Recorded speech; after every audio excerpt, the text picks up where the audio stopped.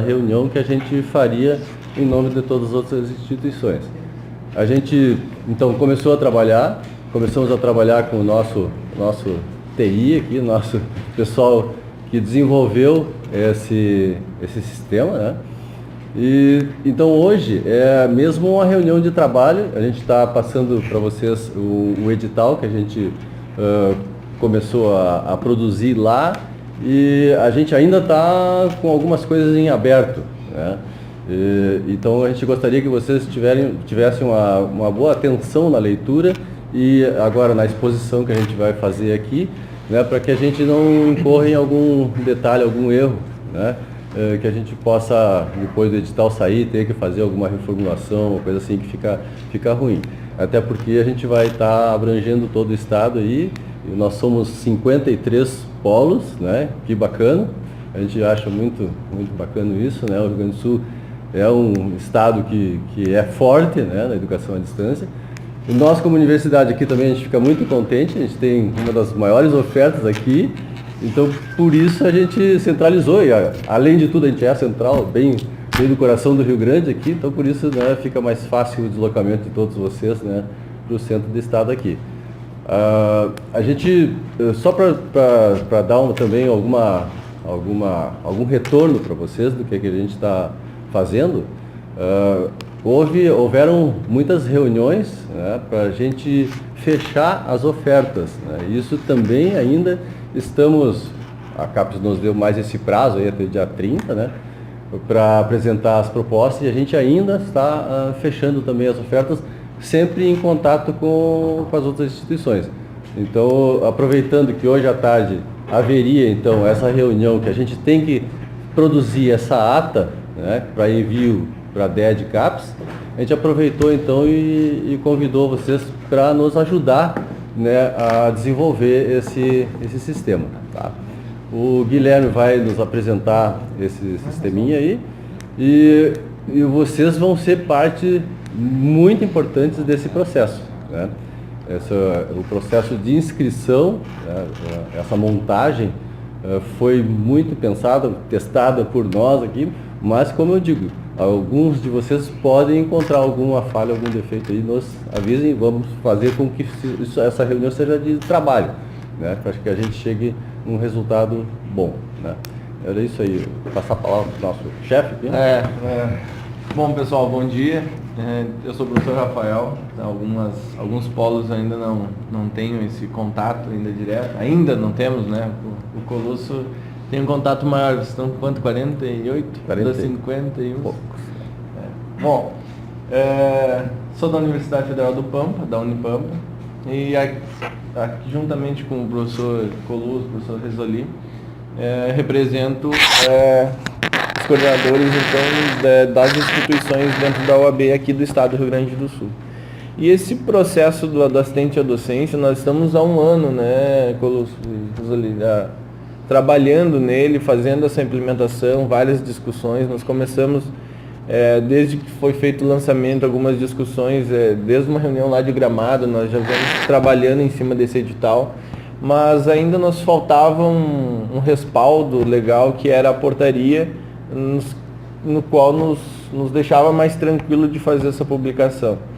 Então muitos dos polos nos cobravam, queremos indicar, queremos logo esse edital, mas nós estávamos esperando exatamente esse ok da CAPES. Delegou ao FSM, então, exatamente por ter essa facilidade central, a gente conseguir se reunir, senão nós teríamos que cada IES abrir um processo seletivo. E isso depois no final junta toda, então assim, uma forma prática de resolver isso é em conjunto todas as universidades. Então, resolver fazer um edital, né, para todos os polos, onde a gente faz um processo seletivo, e ficaria muito mais fácil de proceder então com o edital. Então, desde aí que começou, né? O Colosso então passou aqui na Procuradoria da Universidade, até pela agilidade, porque se cada uma de nós tivéssemos que passar nas nossas procuradorias, o processo ia ainda ser mais lento ainda, né? Falou alguma coisa? Não, ainda em minuta, quando a gente retornou de lá, a gente ficou responsável por isso, a gente procurou a nossa procuradoria, e então ele nos deu por escrito um aval dizendo que, ok, a gente poderia então ser responsável por esse serviço. Então, e a gente deu continuidade. E muito se deve também, porque a gente começou, essa pressão vinha de longo tempo. Sim. Alguns estados já estavam fazendo assistência à docência e a gente estava parado. E a gente estava, não, nós temos que, a gente ficava ansiado com essa história, mas necessitava dessa portaria. E foi muito importante a reunião com os polos, está sendo muito importante também essa organização dos coordenadores de polo, porque eles pressionaram lá para sair essa portaria. E naquela reunião lá de Gramado, a última reunião, então eles tinha que ser feita a portaria, e daí saiu a tal portaria que a gente estava aguardando já fazia um bom tempo, porque a gente estava trabalhando em cima de uma minuta, que não modificou muito, mas enfim, a gente não podia largar oficialmente, né, um edital. Então, e a nossa preocupação desde a primeira reunião de polos, quando a gente começou a discutir a minuta do edital, era exatamente fazer esse elo junto com o polo. Então não seria um processo seletivo no qual as IES iriam decidir quem seria o assistente a docente. Então, uma discussão que a gente fez, temos que ter essa parceria de vocês. Então, uma parte do edital fica a critério das universidades, a parte de pontuação, que é uma parte o candidato vai fazer essa pontuação, documentação, né, essa verificação, fica mais a cargo das IES. E o cargo das entrevistas, então aquele contato presencial ficaria então a cargo dos polos. Com isso nós teríamos então essa parceria entre as IES e os polos. Eu acho que foi uma questão levantada até naquele encontro no ano passado lá na URGS, exatamente essa participação dos polos, né, essa participação efetiva de vocês nessa discussão, assim como está sendo feita a participação de vocês nesse processo de oferta, né? Hoje nós vamos conversar com os representantes de polo, onde a gente vai discutir essas ofertas e ver o que a gente pode ainda fazer de melhorias ali no nosso processo. Então, pessoal, sem mais delongas, é uma reunião mesmo de trabalho. Nós queremos apresentar para vocês então o edital, que ele ainda não está publicado, mas já em fase final, tem alguns detalhes, como o Colusso comentou, simples que a gente ainda precisa resolver, né, mas coisas que não delegam muito tempo, mas o edital já brevemente estará na rua. Então a gente quer mostrar para vocês aí tem a apresentação dele? Pode ser não, agora o Guilherme, convidaríamos então o Guilherme vai se apresentar aqui para nós, ele que desenvolveu esse sisteminha. Olá, sou o Guilherme, vou mostrar para vocês um sistema que a gente desenvolveu para atender as demandas do edital. Pode ser. Com licença. Não sei se vocês já deram.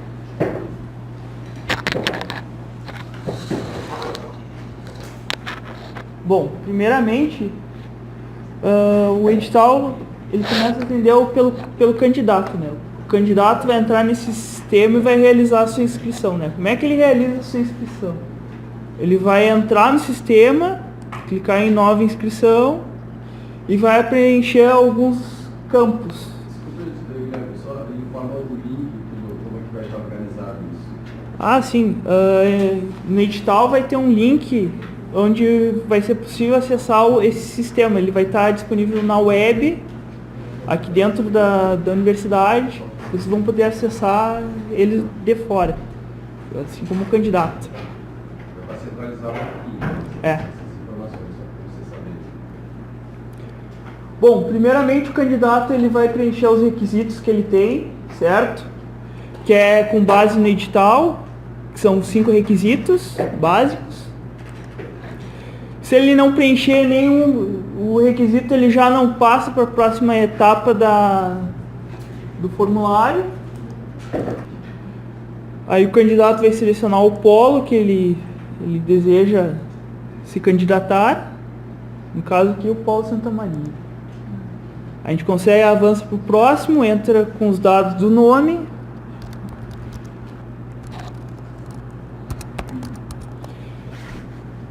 Esses são os dados principais. Se o candidato, se faltar algum dado aqui nesse formulário, ele não consegue avançar para a próxima etapa. No caso, Se faltar o telefone, por exemplo, ele já mostra ali que o campo é obrigatório, certo?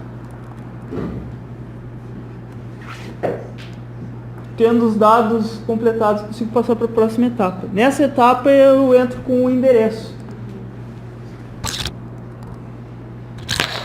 No caso, o CEP, endereço residencial, o número, o bairro e o município.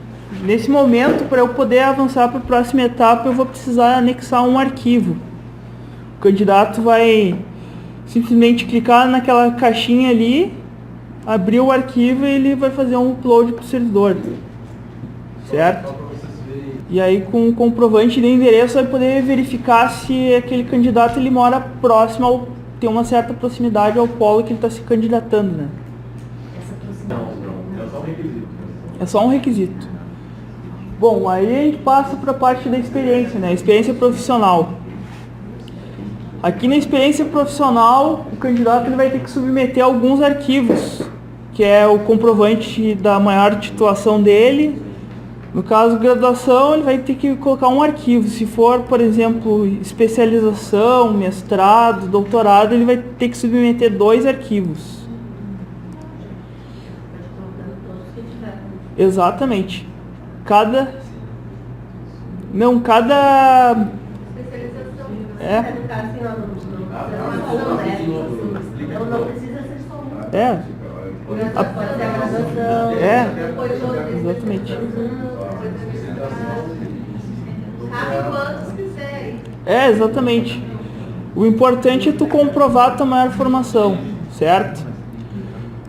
No caso aqui, os campos abaixo, a gente tem, por exemplo, tempo de tutoria EAD. Se tu marcar que tu tem um tempo de tutoria de 2 anos, tu tem que anexar o comprovante, certo? Porque esses comprovantes, quando for fazer a avaliação, vocês vão ter uma prévia para ver se aquilo que o candidato está publicando, aquilo que o candidato está informando está correto.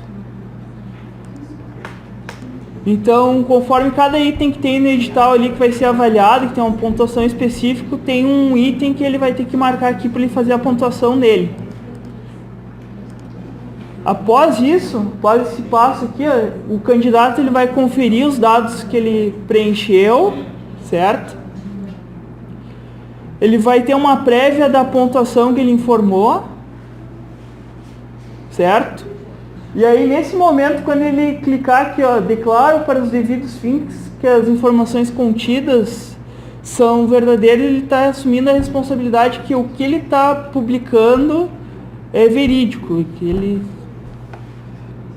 está ciente disso. Aí, no momento que eu finalizo o cadastro, o que ele vai fazer? Ele vai olhar o e-mail do candidato, certo?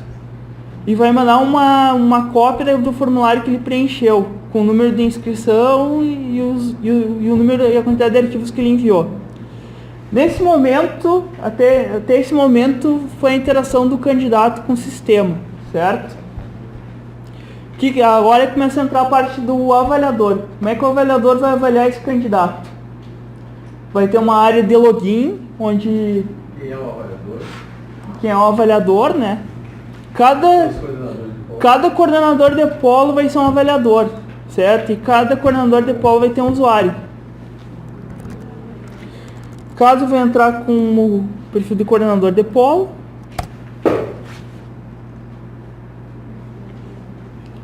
eu vou ter as datas que são importantes do edital, certo? Que é a data, por exemplo, o período de homologação das inscrições, certo? Primeira avaliação de recursos, que são os recursos referentes à homologação dessas inscrições. Pode ter alguma inscrição que não foi homologada. A gente vai ter a fase de entrevista dos candidatos, instalação de banca. Uma segunda avaliação de recursos, que já é o recurso final, né, professor? E o resultado final. Convém ficar melhor aquela avaliação de recursos ali. É a primeira avaliação? A primeira avaliação. Bom, no momento que a gente for fazer a homologação do candidato pelo sistema, vai ter um momento que o candidato ele pode ter enviado um documento que não estava de acordo, certo? ou alguma informação ele não está de acordo, então ele pode não ter a sua inscrição homologada.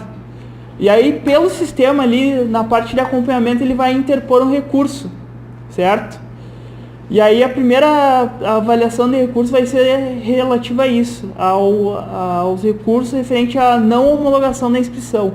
Porque pode ter dado algum problema, o usuário pode ter enviado um arquivo que não estava muito legível, e aí não deu para averiguar se aquela pontuação era correta. Na sequência tu vai estar melhor isso. Isso. Na sequência agora eu mostro melhor. Como é que vai funcionar então?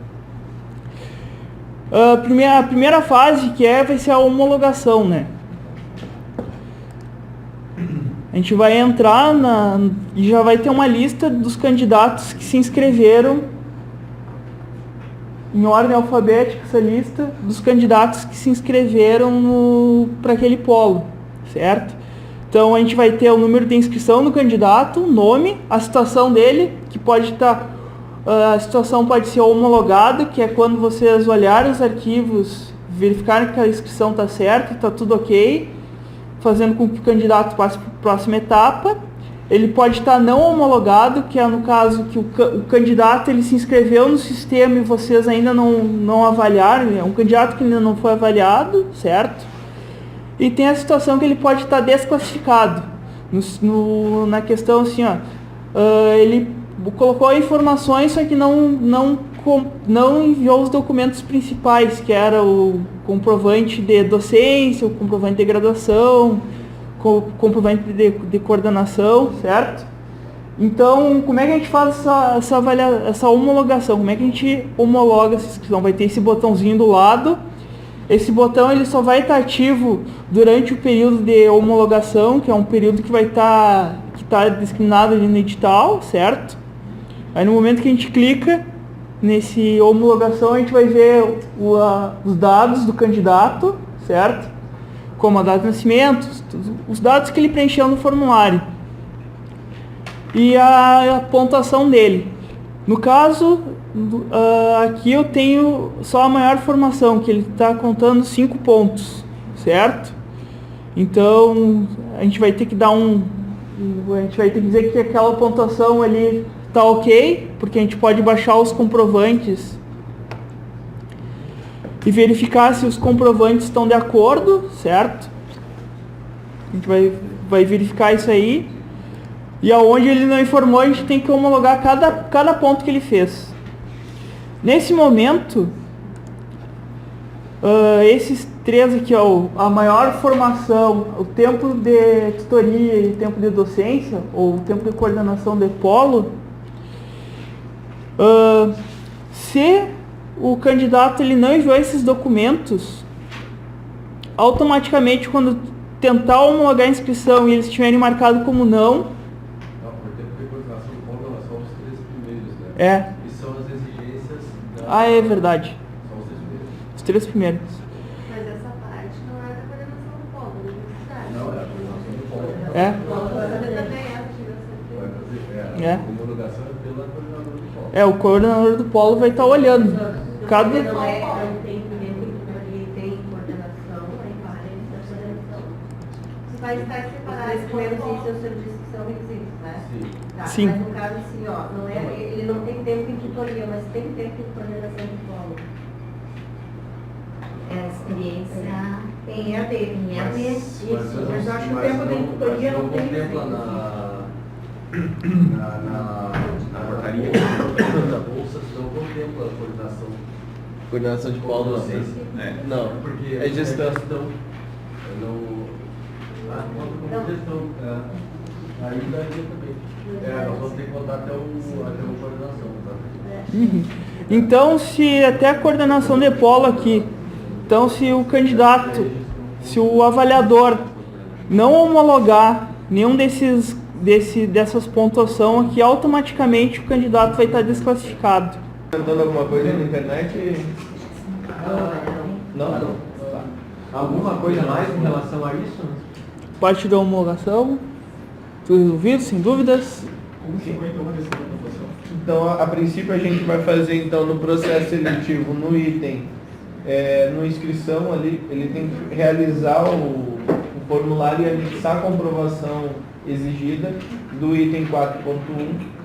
E daí a gente vai elencar aqui a documentação que ele tem que colocar, tipo identidade, CPF, comprovante de residência, diploma de ensino superior, comprovante de 1 ano no magistério básico, que são os itens obrigatórios para comprovar o nossa inscrição.